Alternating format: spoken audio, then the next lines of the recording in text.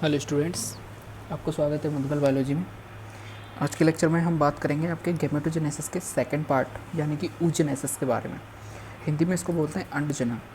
इससे पहले हमने स्पर्मेटोजेनेसिस पढ़ लिया यानी कि शुक्राणु जनन हमने पढ़ लिया, और उसके बाद हमने स्पर्म्स का जो स्ट्रक्चर था वो हमने देख लिया। आज हम गैमेटोजेनेसिस में सेकेंड पार्ट आपके oogenesis के बारे में पढ़ेंगे। तो आपकी oogenesis, जिसे कि हिंदी में बोला जाता है आपका अंडजनन, इसके बारे में पढ़ेंगे। चलिए वीडियो को स्टार्ट करते हैं। तो देखिए oogenesis कहते किसे हैं। तो सबसे पहले मैं आपको बता दूं कि फीमेल के अंदर गैमीट बनने की जो प्रोसेस है उसे क्या बोला जाता है, आपका oogenesis बोला जाता है। ठीक है। स्पर्मेटोजेनेसिस किसे बोला जाता था, मेल के अंदर आपके मेल गैमेट का बनना। ठीक है, स्पर्मेटोजेनेसिस कहा जाता था। इसी तरह से फीमेल के अंदर आपके फीमेल गैमेट का बनना oogenesis कहा जाता है। फीमेल के अंदर फीमेल गैमेट आपका ओवम होता है या फिर अंडाणु होता है। तो अंडाणु बनने की प्रोसेस आपकी oogenesis कहलाती है। ठीक है। अब हम बात करें कि आपका मेल में जो आपका मुख्य जननांग था वो आपका टेस्टिस था, लेकिन हम मादा के अंदर मुख्य जननांग की बात करें तो वो आपके ओवरी होते हैं, जिसे हम अंडाशय कहते हैं। ठीक है, अंडाशय के अंदर ही ये सारी प्रोसेस चलती है, oogenesis चलती है। जैसे वहाँ पर हमने टेस्टिस के अंदर जर्मिनल एपिथेलियम के बारे में सुना था, जर्मिनल एपिथेलियम पढ़ा था। उसी तरह के जर्मिनल एपिथेलियम की कुछ सेल्स, जर्मिनल एपिथेलियम की सेल्स इसके ओवरीज के अंदर भी पाई जाती हैं, जिनसे कि आपकी कोशिकाएं बनती हैं प्रीमोर्डियल जर्म सेल्स। अब हम बात करें इसकी मोस्ट इंपॉर्टेंट बात की, तो ये आपकी क्रिया भ्रूणीय अवस्था में ही प्रारंभ हो जाती है, में ही प्रारंभ। ठीक है। स्पर्मेटोजेनेसिस जो आपकी क्रिया थी वो आपकी मैचुरेशन फेज़ में यानी कि परिपक्व अवस्था, यानी कि जब हमारी टीनेज आती है 13 ईयर टू 18 के बीच में, तब आपका जो स्पर्मेटोजेनेसिस है वो स्टार्ट होता है। लेकिन हम oogenesis की बात करें तो oogenesis आपका भ्रूणीय अवस्था में ही प्रारंभ हो जाता है। अब बात करें अंडाणु के अंदर होता क्या है आपका, तो ओवम में आपका यॉक होता है, यॉक यानी कि पीतक। उसके अलावा आपका साइटोप्लाज्म होता है यानी कि कोशिका द्रव्य होता है आपका, और कुछ प्रोटीन्स पाए जाते हैं उसमें, और ऐसे ही कुछ ग्लाइकोजन पाया जाता है। ठीक है, इस तरह के कुछ सब्सटेंस उसके अंदर पाए जाते हैं। उसके आकार की बात करें तो अंडाणु जो है वो आपका आकार में बड़ा होता है और वो अगतिशील होता है, यानी कि नॉन मोटाइल वो होता है। स्पर्म्स आपका आकार में बहुत छोटा था और वो मोटाइल था, यानी कि वो गतिशील था। लेकिन आपका ओवम है वो आकार में बहुत बड़ा है और आपका नॉन मोटाइल है। अंडाणु के आपके यानी कि ओवम के मेजरली 3 वर्क्स आपके दिए गए हैं बुक के अंदर। पहला जो आपका काम है वो 2n जाइगोट के लिए आपके क्रोमोसोम्स उपलब्ध करवाता है। देखिए जाइगोट कैसे बनता है, जब आपका स्पर्म्स मिलता है और आपका ओवम मिलता है, जब दोनों का फर्टिलाइजेशन होता है तो जाइगोट बनता है। स्पर्म्स भी आपकी हैप्लॉइड सेल्स है और ओवम भी आपका हैप्लॉइड सेल्स है। जब ये दोनों मिलते हैं तो आपका 2n बनती है। तो इसके पास 23 क्रोमोसोम्स का सेट ऑलरेडी है स्पर्म्स के पास, लेकिन जाइगोट बनने के लिए हमें 23 क्रोमोसोम्स और चाहिए। तो वो कौन उपलब्ध कराएगा, वो आपका ओवम हमें प्रोवाइड कराएगा। तो पहला वर्क इसका क्या हो जाएगा कि जाइगोट बनने के लिए 23 क्रोमोसोम्स का एक सेट हमें उपलब्ध करवाता है। दूसरे की हम बात करें कि जाइगोट जब बनेगा तो उसको साइटोप्लाज्म की ज़रूरत पड़ती है। तो साइटोप्लाज्म कौन उपलब्ध करवाता है, साइटोप्लाज्म इसके अंदर पाया जाता है ओवम के अंदर। स्पर्म्स के अंदर साइटोप्लाज्म नाम मात्र का पाया जाता है, क्योंकि हमने देखा था वहाँ पर कहीं भी साइटोप्लाज्म नहीं था, सिर्फ मिडिल पीस के अंदर आपका थोड़ा सा साइटोप्लाज्म साइड में भरा हुआ था। ठीक है, बाकी के आपका कहीं भी साइटोप्लाज्म हमें देखने को नहीं मिलता। तो जाइगोट के लिए साइटोप्लाज्म कौन प्रोवाइड कराएगा, आपका ओवम। इसके अलावा इसका तीसरा वर्क का एम्ब्रियो डेवलप होता है, उसको फूड प्रोवाइड कराता है, क्योंकि इसके अंदर देखिए प्रोटीन्स हैं, ठीक है, और ग्लाइकोजन है। तो कार्बोहाइड्रेट, प्रोटीन, फैट्स वगैरह सारे इसके अंदर पाए जाते हैं यॉक के अंदर इसमें। तो वो जो एम्ब्रियो हमारा डेवलप होता है उसके लिए फूड प्रोवाइड कराते हैं। तो मेजरली इसके 3 काम हो जाते हैं ओवम के। अब हम oogenesis प्रोसेस पर आते हैं। तो आपकी oogenesis जो प्रोसेस है वो स्पर्मेटोजेनेसिस की तरह ही 3 स्टेप में पूरी होती है। पहली आपकी गुणन प्रावस्था यानी कि आपकी मल्टीप्लिकेशन फेज़, दूसरी आपकी वृद्धि प्रावस्था यानी कि ग्रोथ फेज़, और तीसरी आपकी परिपक्वन प्रावस्था यानी कि मैचुरेशन फेज़। चलिए हम इस डायग्राम के थ्रू मैं आपको इजीली समझाने की कोशिश करता हूँ।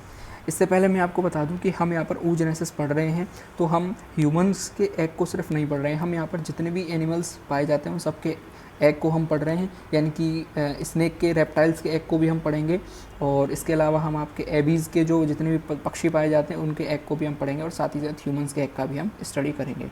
ये कंप्लीट oogenesis हम यहाँ पर पढ़ेंगे। इसके अलावा आपकी ये जो यूनिट है इसमें चैप्टर गैमेटोजेनेसिस के अलावा एक आपका विटेलोजेनेसिस और है, विटेलोजेनेसिस, जिसे बोला जाता है आपका यॉक फॉर्मेशन। तो यॉक फॉर्मेशन भी मैं अगले लेक्चर में कराने की कोशिश करूँगा। तो यॉक आपका सिर्फ कुछ ही अंडों में बनता है, ह्यूमन के अंदर नाम मात्र का यॉक बनता है, तो वो हम अगले लेक्चर में बात करेंगे। तो इस डायग्राम के थ्रू मैं आपको समझाने की कोशिश करता हूँ कि ओवम किस तरह से बनता है। तो देखिए आपके ओवरी के अंदर प्रीमोर्डियल जर्म सेल्स बन चुकी हैं, ठीक है, जर्म सेल्स आपकी बन चुकी हैं जर्मिनल एपिथेलियम से। प्रीमोर्डियल जर्म सेल के अंदर आपका समसूत्री विभाजन होगा, यानी कि माइटोसिस डिवीज़न होगा। माइटोसिस डिवीज़न चूँकि रिडक्शनल डिवीज़न नहीं होता है, यानी कि एक जैसी ही सेल्स आपकी रहने वाली हैं, क्रोमोसोम्स आपके समान नंबर से रहने वाले हैं। तो जैसी 2n थी यहाँ पर भी 2n, 2 कोशिकाएँ बन जाएगी। चूँकि इस प्रावस्था का नाम गुणन प्रावस्था है, यानी कि सेल्स जो है वो मल्टीप्लाई कर रही हैं। तो एक सेल से 2 सेल बनी, 2 से आपकी 4 सेल्स बन गई, ठीक है। मल्टीप्लिकेशन फेज यहाँ आकर आपका ख़त्म हो जाता है। तो प्रीमोर्डियल जर्म सेल से आपकी क्या बन जाती है, oogonia आपकी बन जाती है, या फिर ऊ मदर सेल। वहाँ पर आपकी क्या बन रही थी, स्पर्मेटोगोनिया बन रही थी, यहाँ पर आपकी oogonia बन जाएगी, या फिर ऊ मदर सेल आपकी बन जाएगी। प्रीमोर्डियल जर्म सेल से oogonia बनने की प्रोसेस आपकी मल्टीप्लिकेशन फेज़ के अंदर कंप्लीट हो जाती है। जो आपका मल्टीप्लिकेशन फेज़ है वो आपका भ्रूणीय अवस्था में ही कंप्लीट हो जाता है। अभी तक आपका जो एम्ब्रियो है वो बन रहा है, और एम्ब्रियो के अंदर ही मल्टीप्लिकेशन फेज़ कंप्लीट हो जाएगा, यानी कि एम्ब्रियो के अंदर आपके ओवम, एम्ब्रियो के अंदर जो ओवरीज होंगे उसके अंदर ये प्रोसेस चल रही है। प्रीमोर्डियल जर्म सेल से oogonia बनने की प्रोसेस आपकी एम्ब्रियो के अंदर ही कंप्लीट हो जाती है। जन्म के बाद ये प्रोसेस रुक जाती है, यानी कि जन्म के बाद किसी भी प्रीमोर्डियल जर्म सेल से oogonia का निर्माण नहीं होता है, ठीक है। अब यहाँ पर oogonia बन चुकी है। oogonia जो सेल है आपकी, या ऊ मदर सेल है, वो वृद्धि प्रावस्था में प्रवेश करेगी, यानी कि ग्रोथ फेज में प्रवेश करेगी। इससे पहले मैं आपको बता दूं कि एक ओवरीज के अंदर, ये आपकी ओवरीज के अंदर है, तो एक ओवरीज के अंदर लगभग 20 लाख ऊ मदर सेल्स या फिर oogonia आपके बन चुके होते हैं भ्रूणीय अवस्था में, ठीक है। एक अंडाशय के अंदर एक अंडाशय के अंदर प्रीमोर्डियल जर्म सेल से 20 लाख oogonia आपके बन चुके होते हैं भ्रूणीय अवस्था में ही, यानी कि जन्म से पहले पहले ये प्रोसेस आपकी कंप्लीट हो चुकी होती है। अब आपकी जो oogonia है वो भ्रूणीय वृद्धि प्रावस्था यानी कि ग्रोथ फेज़ में प्रवेश करेगी, और ग्रोथ फेज़ में प्रवेश करने के बाद इसमें आपके साइटोप्लाज्म में वृद्धि होगी, यानी कि कोशिका द्रव्य। उसके अलावा आपके केंद्रक में वृद्धि होगी, केंद्र के जो पदार्थ होता है उसमें वृद्धि होगी, क्योंकि यहाँ पर सारी चीज़ वृद्धि से जुड़ी हुई है। तो साइटोप्लाज्म में वृद्धि होगी, केंद्रक में वृद्धि होगी, तो ये कोशिका आपकी आकार में थोड़ी सी बड़ी हो जाएगी।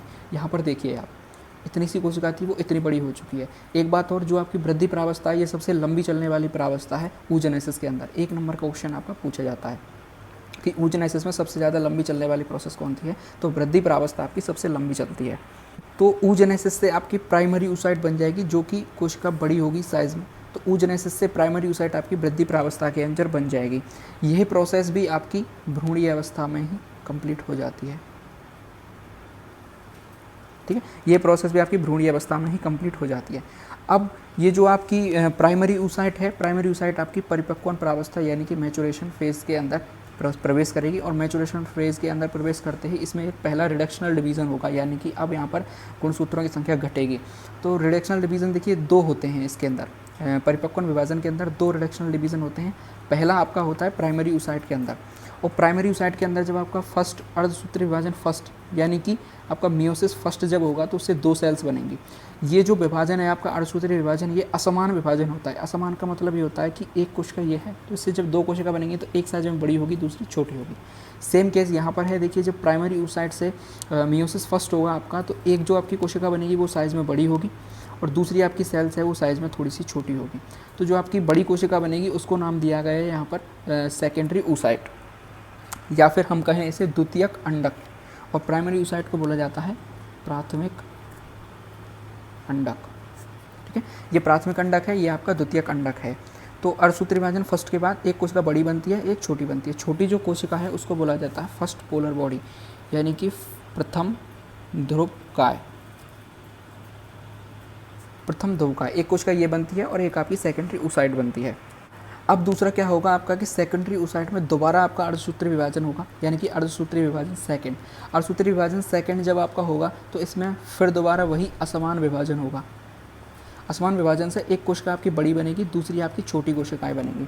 तो एक जो बड़ी कोशिका बनेगी उसे नाम दिया जाएगा आपका ओबम या फिर अंडाणु, और जो छोटी कोशिका बनेगी वो बनेगी आपकी सेकेंड पोलर सेल या फिर द्वितीय ध्रुवकाय। ठीक है। और ये जो आपकी फर्स्ट पोलर बॉडी है इसमें फिर दोबारा डिवीज़न होंगे, और डिवीज़न के बाद आपकी 2 एक्स्ट्रा पोलर बॉडी बनेंगी, यानी कि अतिरिक्त ध्रुवकाय बनेंगे। ये जो पोलर बॉडी है इनका यहाँ पर कोई मेजर काम नहीं है, ये पोलर बॉडी आपकी विलुप्त हो जाती हैं। ठीक है, ये दोनों पोलर बॉडी आपकी विलुप्त हो जाएंगी और ये सेकंड पोलर बॉडी आपकी विलुप्त हो जाएगी। लास्ट में रह क्या जाएगा हमारे पास, ओवम या फिर अंडाणु हमारे पास बच जाएगा। तो प्रीमोर्डियल जर्म सेल से अंडाणु बनने की जो प्रोसेस है इसको कम्प्लीटली oogenesis बोला जाता है या फिर अंडजनन इसको बोला जाता है। जो मैंने आपको विटेलोजेनेसिस या फिर यॉक फॉर्मेशन बताया था वो आपका ग्रोथ फेज़ के अंदर आपका होता है। पीतक निर्माण की प्रोसेस हम अगले लेक्चर में पढ़ेंगे और उसके आधार पर हम अंडों का वर्गीकरण भी पढ़ेंगे, जो कि आपका क्वेश्चंस एग्जाम में ज़्यादातर पूछा जाता है। अंडे कितने प्रकार के होते हैं, पीतक के वर्गीकरण और प्रकार के आधार पर। तो आज के वीडियो में सिर्फ इतना ही। अगर आपको वीडियो अच्छी लगी है तो चैनल को सब्सक्राइब करें, वीडियो को लाइक जरूर करें, दोस्तों के साथ शेयर करें, देश से प्यार करें, माता पिता से प्यार करें। जय हिंद।